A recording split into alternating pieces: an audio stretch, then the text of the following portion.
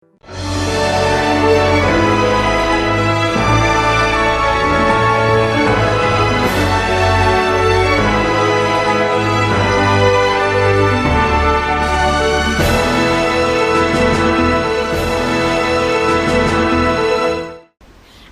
do Senhor, pessoal, eu sou a Lia e está começando mais uma aula da Escola Bíblica Dominical na classe dos adolescentes. Eu quero aqui mandar um beijo para a classe de adolescentes lá da minha congregação, Leão de Judá. Um beijo para vocês, com certeza estão assistindo. E na aula de hoje nós vamos trabalhar a lição de número 5, que é como conviver com o diferente. Está baseada na história de José. Uma história linda. Eu tenho certeza que você vai ser muito edificado com a aula de hoje, em nome de Jesus, que está baseada lá em Gênesis 37, do versículo 1 até o versículo 36. Mas o texto base da aula de hoje está lá em Romanos 12, se você puder acompanhar aí na sua Bíblia. Versículo 18, que diz assim: no que depender de vocês, façam todo o possível para viver em paz com todas as pessoas. Glória a Deus, que coisa linda! E o tema de hoje é como conviver com o diferente. Em primeiro lugar, eu quero trazer para vocês aqui o significado dessa palavra, diferente, que quer dizer o quê? Que não é semelhante, que difere de alguma coisa e que é variado também. Para mim, se eu pudesse dar um significado para essa palavra que é diferente, eu diria que é o que foge do padrão, não é verdade? Se todo mundo usa o cabelo para esse lado, vai uma pessoa totalmente diferente e usa o cabelo para o outro lado. Um exemplo, para mim seria isso, se eu pudesse dar uma definição para o que é ser diferente, fugir do padrão. Mas eu quero dizer para vocês que existe uma pessoa que é totalmente especialista em fazer as coisas diferentes. E você sabe quem é? É o nosso Deus. Ele é especialista na diversidade. Primeira coisa que eu quero pontuar para vocês que ele criou de diferente foi tudo que nós vemos à nossa volta, né? A criação. E daqui a pouco nós vamos nos aprofundar nesse assunto. Segundo nós, os seres humanos, cada um de nós é totalmente diferente uns dos outros. Terceiro, os nossos planos e projetos. A gente idealiza de uma forma e Deus vai e realiza totalmente diferente, nos surpreendendo. E entre tantas outras coisas que ele é especialista na diversidade. Então vamos lá. Eu quero começar perguntando para vocês quantas pessoas tem na sua família. Na minha família são basicamente 6. Lá com a gente, né? E eu quero dizer que todos nós somos diferentes uns dos outros. Primeiro em personalidades, em formas de pensamento, em gostos, enfim. Cada um de nós é diferente um dos outros. Eu acredito que na sua família seja assim também, não é verdade? Mas uma coisa que para viver em paz, como já começamos aqui em Romanos, nós devemos saber o quê? Que lá em Provérbios, capítulo 15, vai dizer que nós devemos ter a palavra branda, porque ela acalma o furor, não é verdade? E às vezes na nossa família, para ter uma boa convivência com o diferente, falta isso, não é verdade? Você já passou por alguma situação assim? Deixa aí nos comentários. Às vezes dentro da família nós somos até parecidos, mas somos totalmente diferentes. E conviver com as pessoas nos implica o quê? Viver em família, conflitos, não é verdade? De pensamentos, termos o quê? Sonhos e realidades opostas. E nós devemos o quê? Pedir a direção de Deus para que a gente haja da forma correta em família. E na aula de hoje nós vamos aprender que sem Deus, a gente vai ver até que ponto uma família pode chegar sem Deus na vida, sem pedir a direção de Deus. Sabemos que famílias podem chegar a conflitos intermináveis. Então, que haja em você e na sua família paz, sabedoria e o primordial, que haja Deus em você para saber conviver com o diferente.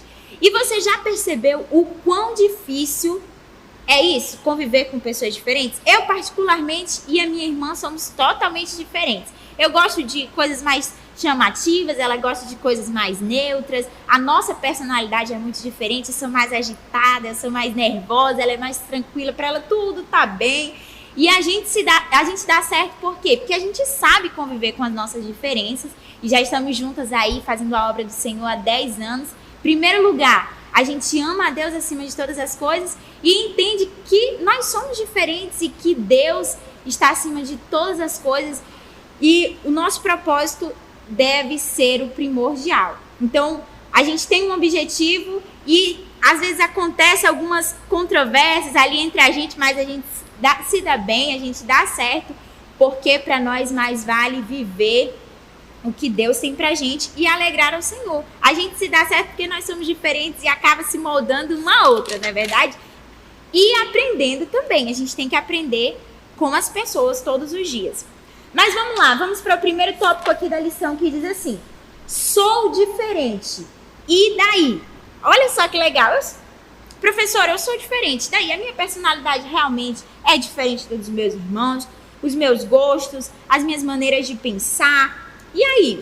E daí? Eu sou diferente. Primeira coisa que a gente tem que pensar, que esse é o maior presente que Jesus nos deu. A liberdade de escolha, de ser, de viver, de agir, de pensar, as nossas vontades. Essa é a graça da vida. Você já pensou se todo mundo fosse igual? Como não seria a vida? Não seria sem graça? Não seria chato? Você já saberia tudo o que iria acontecer, não é mesmo? E a graça da vida está nisso, né? Nas surpresas que ela nos dá justamente por sermos diferentes. Mas olha só, existe um segredo que nós precisamos aprender para viver essa liberdade que Jesus nos deu, porque ele não nos deixou ao léu aí pra gente fazer tudo que dá na nossa cabeça, não é verdade? Então vamos lá, nós precisamos viver essa liberdade conforme a vontade de Deus, dentro da nossa casa e fora dela também, não é de qualquer maneira. Ah, porque Deus me fez diferente, eu vou sair fazendo. Não, a gente tem que viver de acordo com a vontade de Deus. E já que ser diferente é normal, nós já pontuamos aqui que ser diferente é normal. O próprio Deus nos criou diferente uma das outras pessoas, não é verdade? Só que já que ser diferente é normal, o que eu preciso aprender? Vamos lá para a lição novamente aqui, ó. Nós precisamos aprender que nós precisamos aprender a se relacionar com todas as pessoas sem deixar nos influenciar por elas e por aquilo que não é bom. Olha só que legal. E um texto base para essa frase que eu acabei de dizer para vocês está lá em Tessalonicenses, capítulo 5, versículo 21, que vai dizer o quê? Examinem tudo e fiquem somente com o que é bom. A minha mãe tem um ditado muito legal que ela sempre fala lá em casa, que é o quê? A gente come o peixe e joga as espinhas fora. Ou seja, a gente examina aquilo que é bom, atrai para nossa vida. Olha, isso daqui eu gostei, essa atitude, a partir de hoje eu vou ser diferente, eu vou idealizar para minha vida, eu vou guardar dentro do meu coração e eu vou agir assim. E aquilo que não é bom, eu digo, opa, o Senhor não me ensinou, minha mãe não me ensinou assim, a palavra de Deus não diz isso, então isso aqui não vai de acordo com os meus princípios, isso aqui não é bom. Então a gente come aquilo que é bom, a gente pega pra gente aquilo que é bom, guarda no nosso coração, e o que não é bom, a gente descarta. É isso que Tessalonicenses aqui, capítulo 5, está querendo dizer. Examinar, olhar, pensar, aquilo que é bom eu quero, que não é bom eu descarto. E nós devemos aprender a viver como Jesus, viver em amor e em compreensão com as pessoas. Às vezes falta isso, às vezes falta a gente entender a pessoa, se colocar no lugar do outro. Falta também a gente parar um pouquinho, pedir desculpas às vezes, não é verdade? Enfim, a vida das pessoas estava tão uma correria que a gente esquecia desses princípios básicos para ter uma boa convivência com o diferente. E precisamos ter Jesus no centro, precisamos ter a vontade de Deus sempre no centro do nosso coração, fazer aquilo que agrada ao Senhor e seguir a paz com todos, como diz lá em Romanos. Mas eu quero chegar num ponto aqui muito interessante, porque eu tenho certeza que você, adolescente, já passou por isso, ou se você não passou, você vai passar. Porque isso é muito comum nas nossas vidas. Eu tenho certeza que seu pai alguma vez já te privou de alguma amizade, ou então já te privou de fazer alguma coisa que você não gostou. Já tem gente aqui atrás confirmando que é verdade. Isso é normal. Só que você tem que pensar que eles não são caretas, eles não são chatos, não é porque eles não te amam de maneira nenhuma. É totalmente pelo contrário. É exatamente porque eles querem te privar de alguma coisa ruim, de alguma conduta inadequada, de alguma atitude que não vai agradar a Deus, que eles estão te privando de certas amizades, às vezes até dos nossos próprios familiares, porque não tem o mesmo pensamento em Jesus que a gente, tá ok? Então vamos tirar esse pensamento ruim aí, até porque lá em 1 Coríntios, capítulo 15, versículo 33, vai dizer que as más companhias corrompem os bons costumes. Já pensou você andar com uma pessoa totalmente diferente da maneira como você foi criado? Ia ser um desastre, não é verdade? Para quem não tem Jesus no coração. Mas daqui a pouco quero dar um outro segredinho muito especial para vocês. Vamos para o próximo tópico? Antes disso eu quero falar para vocês. E Jesus, como você acha que foi para ele? Vamos pensar um pouquinho. Na época que Jesus vivia, era um caos, né? Era totalmente diferente. As pessoas estavam mais preocupadas com doutrinas, as pessoas estavam mais preocupadas com regras, com questões particulares, defender preceitos. E Jesus chegou para quebrar totalmente o padrão daquela sociedade, o padrão religioso daquela época, né? As pessoas elas tinham tantas preocupações que acabavam se esquecendo do primordial. E Jesus chegou para o quê? Para amar as pessoas, rompendo os status daquela época, os padrões, as tradições. E lá em Mateus 12, Lucas também vai dizer, em Marcos também vai contar essa história que está escrita em Mateus 12, 9 e o versículo 14. Vai dizer assim, que Jesus curou um doente no sábado, que naquela época era totalmente errado. E Jesus vai chamar eles o quê? De hipócritas. Então, às vezes, ele falou assim, o seu animal às vezes vai cair na cova lá e você não vai ajudar, você não vai tirar, não sabe? Você é um hipócrita. E o que acontecia? As pessoas elas estavam mais preocupadas com a lei, com o religioso, não se preocupava com as pessoas. E Jesus veio para isso, para amar as pessoas. E veio para quebrar paradigmas e para dizer que o que importa é a vontade de Deus nas nossas vidas. Então vamos lá. A diferença como presente. Se você tem a sua lição aí, vamos acompanhar. Primeiramente, como eu já falei da criação, Jesus criou árvores diferentes, animais totalmente diferentes, de espécies diferentes, enfim, Deus criou tudo lindo, perfeito, a coisa mais maravilhosa do mundo. Só que aí o que aconteceu? Ele criou a coroa da criação, que foi o homem, o ser humano, e veio o pecado, né? E bagunçou tudo. Porque o ser humano tinha o quê? Várias formas de pensamento, diversos aspectos da personalidade, ser múltiplo, criado para a glória de Deus. Essa era a nossa finalidade lá ainda é, né? Lá em Gênesis 1:27, que diz o quê? Que nós criamos o homem conforme a nossa imagem e de acordo com a nossa semelhança. Então, para que nós somos criados? Para a glória de Deus, nós somos criados para isso, para exaltar o nome do Senhor, para viverem de glória em glória. E a influência do pecado, ela entrou justamente para nos distanciar de Deus, para distorcer a perfeição que era a criação. E nós temos que entender que nós vivemos no mundo, mas que nós não somos do mundo. A Bíblia vai dizer que nós somos sal, que nós somos luz do mundo e que nós precisamos ser diferentes. Poxa, o mundo já está cheio de coisas iguais, já está cheio de pessoas iguais e o mundo está precisando disso, está precisando de mim, de você, para vivermos diferentes, para fazermos diferentes.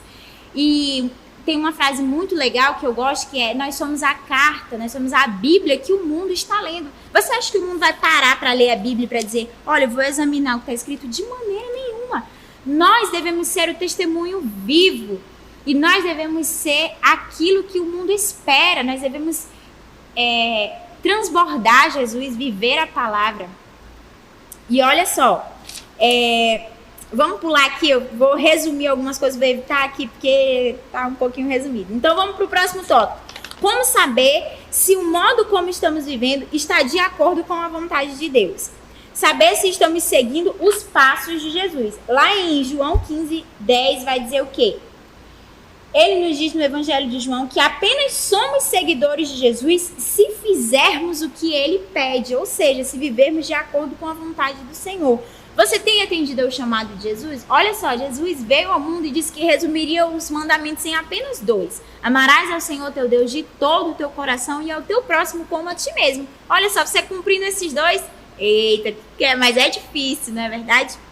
Então, você é útil para a obra de Deus. Você tem que entender que existe alguma coisa para você contribuir para que o reino de Deus avance, para que você seja cada vez mais usado por Deus. E receba essa palavra em nome de Jesus. E se você ainda não tomou uma atitude, abra o seu coração, abra o seu entendimento. A Bíblia fala que sejam transformados pela renovação da vossa mente, então que nós sejamos completamente cheios da presença do Senhor. E Jesus deixou pra gente uma missão aqui, ide por todo mundo, pregai o evangelho a toda criatura, não somente para os de casa, né? Não somente para as nações. Tem gente aí que quer tanto, eu quero sair, eu quero conhecer, eu quero pregar o evangelho, e às vezes se esquece da própria família, se esquece dos próprios vizinhos, se esquece da sua própria casa. Então, não adianta, pessoal. Vamos fazer à risca aquilo que o Senhor nos ordenou. E agora eu tenho uma mensagem para os pais. Porque a palavra de Deus vai dizer que Deus criou o homem e a mulher. Não é verdade? E Deus dotou aí, vamos falar um pouquinho da mulher especificamente, cheia de qualidades, sendo que auxiliadora idônea, que significa apta, capaz, moralmente correta e competente. Então, homem, você tem do seu lado uma mulher de Deus, e mulher, você tem ao seu lado um homem de Deus para fazer cumprir aquilo que o Senhor te disse, que é ensinar a criança no caminho em que deve andar. Olha só que coisa linda. E uma coisa muito interessante que na lição do professor ele vai dizer aqui, que a gente deve saber complementar aí entre o homem e a mulher, porque às vezes o pai ele tem mais essa seriedade, né? E a mulher ela vem mais com o amor, com a brandura. E nós devemos ter esse equilíbrio de amor e de disciplina ao criar os nossos filhos, ao criar os filhos, não é verdade? Então, cada filho é diferente. A minha mãe sempre diz isso. Nós podemos ser parecidos, mas cada um é diferente. Então, às vezes, o pai ou uma mãe, cada um, ele tem facilidade para lidar com um certo filho do que outro. Não é verdade? Você, filho, que está me assistindo, às vezes não tem coisas que você vai contar para o pai ao invés de contar para a mãe, ou vice-versa. Às vezes já aconteceu isso comigo. Não, vou mais para o meu pai, porque ele vai me compreender melhor, então vou mais para minha mãe. Por quê? Porque a gente tem que saber dosar esse equilíbrio. Vamos para frente. Todos nós somos diferentes. E agora, como lidar? Primeiramente, nós devemos pedir sabedoria do Espírito Santo de Deus para melhorar os nossos relacionamentos. E em família, é normal gerar algumas consequências trágicas se a gente não tiver Deus na vida. É por isso que a gente tem que pedir discernimento. Você conhece a história de José? Falando em José aqui já que a palavra de hoje é baseada na história de José, lá em Gênesis 37. Primeiro, ele era diferente dos seus irmãos, completamente. A Bíblia vai dizer que Israel, né, Jacó amava mais José, porque ele era o mais novo, ele era o filho da sua velhice, ele tinha sonhos, ele tinha expectativas no seu coração. Isso gerava nos seus irmãos o quê, gente? Vamos lá.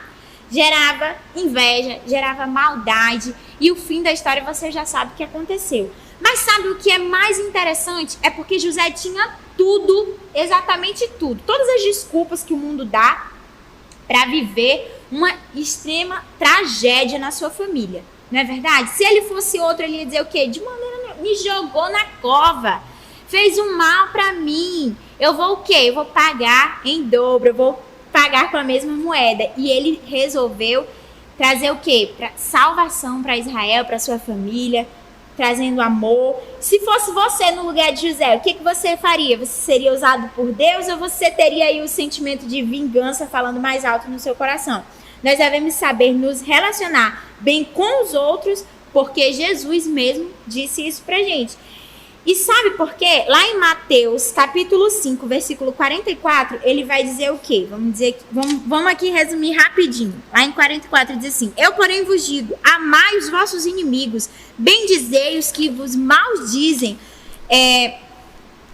Ou seja, ame os seus inimigos, aqueles que te odeiam. Você tem que amar, você tem que orar por eles. E para lidar com pessoas, o que eu preciso? Amar uns aos outros. Lá em 1 Coríntios, capítulo 13. Gente, eu não vou mais ler, vou só resumir aqui para vocês. O fruto do Espírito, que está lá em Gálatas 5. É maravilhosa essa palavra. Leia para os seus filhos, se você tiver aí esse tempinho. que vai nos dar o quê? Temperança, benignidade, amor, enfim, domínio próprio. Tudo isso a gente precisa para saber conviver, para saber lidar com pessoas. Para concluir, nós devemos saber que o mundo está cheio de diversidades. Nós devemos ser amigos de Deus, agir conforme a sua vontade, viver em harmonia e comunhão. Gente, vamos viver em harmonia e comunhão, principalmente no tempo em que a gente está vivendo. Quando houverem conflitos, precisamos buscar a Deus, pedir sabedoria, porque dentro do nosso lar tem que haver paz. Temos que desfrutar um relacionamento de harmonia e respeito.